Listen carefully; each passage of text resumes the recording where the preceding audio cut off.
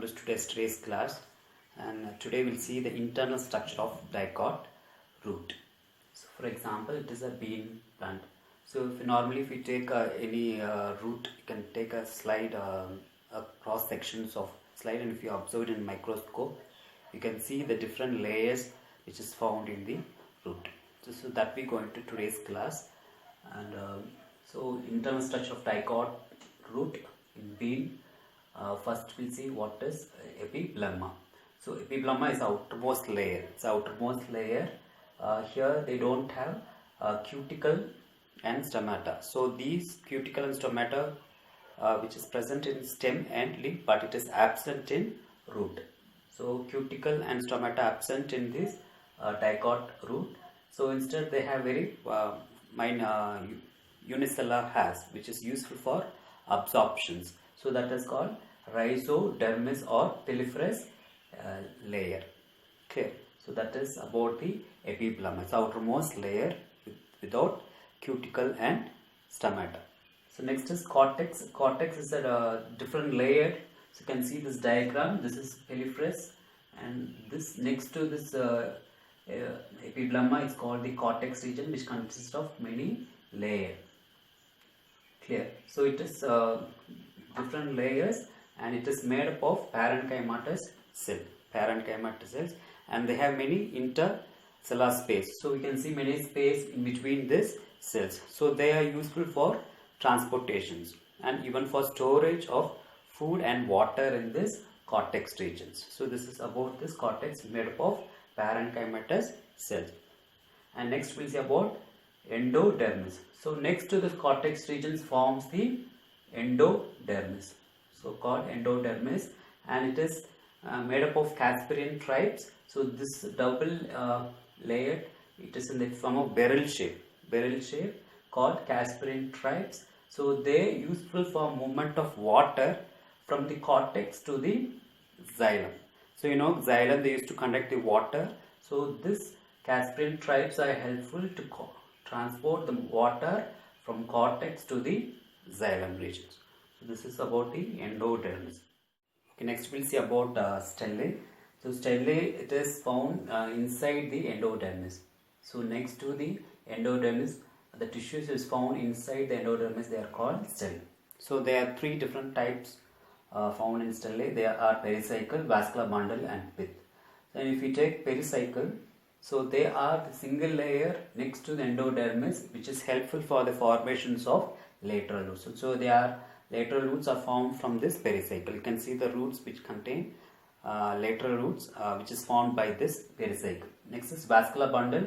So vascular bundles consist of xylem and phloem tissues, and here the vascular bundle is one type, a radial vascular bundle. So they contain exarch and tetrarch. So exarch is protoxylems are lies towards the peripheral regions, and metaxylem towards the center. So that is exarch, and tetrarch they contain 4 plates of xylem. So they are present in this vascular bundles of dicot root. So they contain conjunctive tissue which is found between the xylem and phloem. The tissue which is found between the xylem and phloem, they are called as what? Conjunctive tissues, which is found in the vascular bundle. And next, third one is pith. So pith which is helpful for the transportation in plants. So in younger pith is in younger root, pith is present. In older roots, pith is absent. So next we'll see about internal structure of monocot root. Example, maize. So previously we see about the dicot root, example bean. Now it is monocot root, maize. So same the structure, everything is same in this monocot root. We see what is that? Epiblema. So epiblema is outermost layer, which is it's contain many hair projections, which cuticle and stomata is absent in this epiblema. Same like that, they are absent in here also. Example, rhizodermis. So they are helpful for absorptions of water and transportations. And next is cortex region. The multi-layered cortex regions are also found in the monocot root, and they are consist of parenchyma cells. So parenchyma cells. So this is about the cortex regions. And next is endodermis. So endodermis, so they also contain here also Casparian tribes. So Caspian tribes are in the form of band thickening. So it is called submarine, which is present in monocot root. So they in dicot root, it is made up of conjunctive tissue is made up of parenchyma. Here it is made up of sclerenchyma cells. And next one is stellate. Same thing. It is found inside the endodermis, which is consists of three parts: pericycle, vascular bundle, and pith. Pericycle, which is used for formations of lateral roots. Vascular bundles, they are exarch and polyarch. So exarch isole, it is a protoxylems are towards the periphery and metaxylem towards the center, and polyarch is different plates of xylem tissue. So different plates of xylem tissues are found. It's called polyarch. So that's called vascular bundles. They also comes under the radial. So they are made up of pith. So the pith is it is innermost layer which is helpful for storage of grains. So it's helpful in storage of grains, and here they are made up of parenchyma cells. So this is about the internal structure of monocot root. There is no much difference between the monocot, dicot root and monocot root. We will see about internal structure of dicot stem. It is sunflower. So same thing, we'll see what is that. So epidermis, they consist of epidermis, the outermost layer. So they consist of a single layer of parenchyma. So epidermis consists the outermost layer, which consists of single layer of parenchyma cells. So they also contain cuticle, which used to give the support to the cell. So it gives the protective to the cells by the outermost layer, which is made up of parenchyma cells. And next is cortex region. So cortex region is a many layered or multi-layered, which consists of three important parts. One is hypodermis, middle cortex, and inner cortex. So hypodermis, which is made up of collenchyma cells. It is nearly 3 to 6 layer of collenchyma cells. So they used to give the mechanical support to the plant. It's called made up of collenchyma cells. Next is middle cortex. It is made up of few layers of chlorenchyma cells. So chlorenchyma, which is useful for photosynthesis. Why? Because they consist of chlorophyll pigment. So they consist of chloroplast, which consists of chlorophyll pigment. So using this, they can able to exhibit their photosynthesis. So they consist of chlorenchyma in the middle cortex region, which is helpful for photosynthesis. Next is inner cortex regions. They are made up of few layers of parenchyma cells. They also helpful for certain aerations, exchange of gases, and supportive to the cells. So it is present in inner cortex regions. So cortex region, three important: hypodermis, middle cortex, and inner cortex. Hypodermis made up of collenchyma cells, middle cortex made up of chlorenchyma, inner cortex made of parenchyma cells. And the last one is endodermis. Next, endodermis, same thing. They are innermost layer next to the cortex regions. So they are made up of several layers of barrel-shaped cells, which is contain starch grains. So it is called starch sheath. So the endodermis contain a barrel shape.